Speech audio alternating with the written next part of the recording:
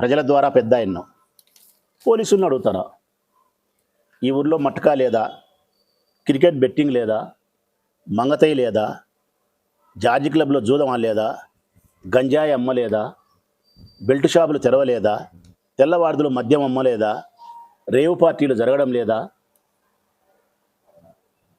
మరి వీటన్నింటిని ఎందుకు నియంత్రించలేదు నువ్వు? ఆరోచించి ఆరేస్తానేవే నువ్వు?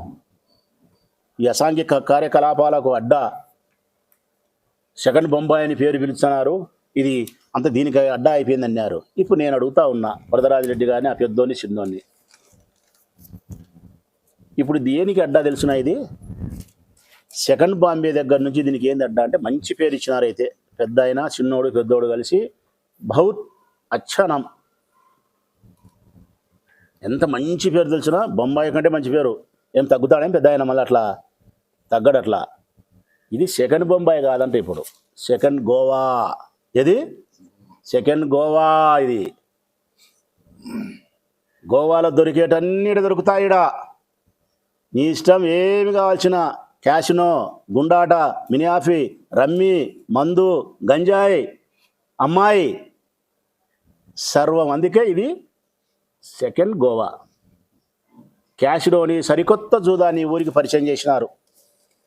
సరికొత్త జూదాన్ని బస్సులు పెట్టి, విమానాలు పెట్టి, టిక్కెట్లు పెట్టి గోవాకు తీసుకుపోయి, సావుకారి పిల్లలను తీసుకుపోయి ఆడ మీరు క్యాషినోలో కూర్చోబెట్టి రకరకాల జూదాలు ఆడిపించి, మందు దాపి, వ్యభిచారం చేయించి, వాళ్ళను గుండు కొట్టించి ఇంటికి పంపిస్తున్నారు.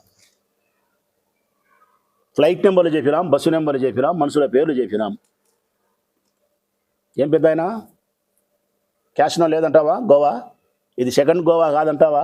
నేను చెప్పిన జూదాలు లేవంటావా? ఏం పోలీసు అధికారులారా, నేను చెప్పిన తప్పేమన్నా ఉందా? సత్యమే మాట్లాడతానా. ఇప్పటికే భూములు ఆక్రమించే దాంట్లోనూ, భూములను, మంచి భూములను చెరువు భూములుగా ఆర్డీఓలు చెప్పి ఆపించి 5 కోట్లు 6 కోట్లు లంచం కొండారెడ్డి తీసుకోవడంలోనూ, ఇప్పుడు మళ్ళా భూముల ఆక్రమణకు అది ఒక పక్క జరుగుతుంది. అది రేపమన్నాడు ప్రెస్ మీట్ పెడతా.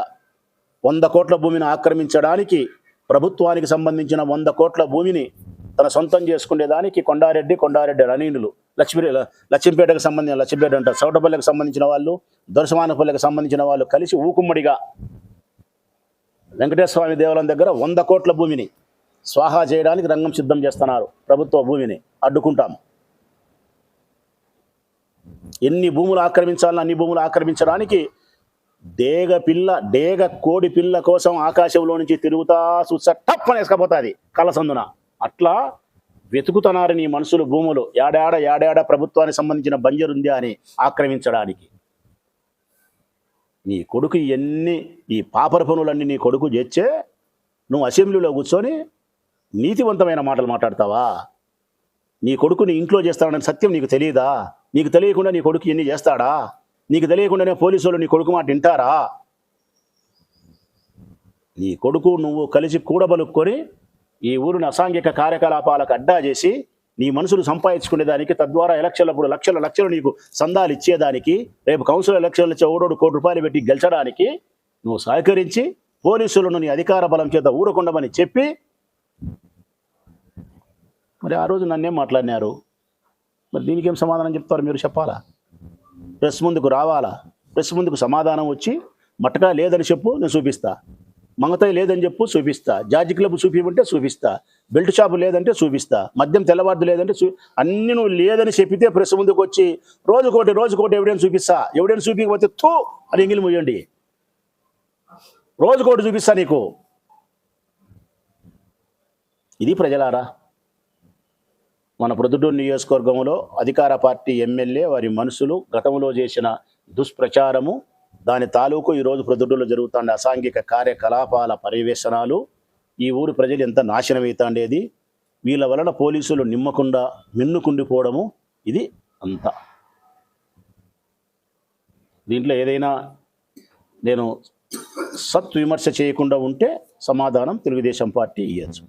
ప్రజలు ఎవరైనా సరే నేను చెప్పింది తప్పు అనుకుంటే నన్ను ఫోన్ చేసి అడిగినా కూడా నేను సమాధానం ఇస్తాను. సెలవు.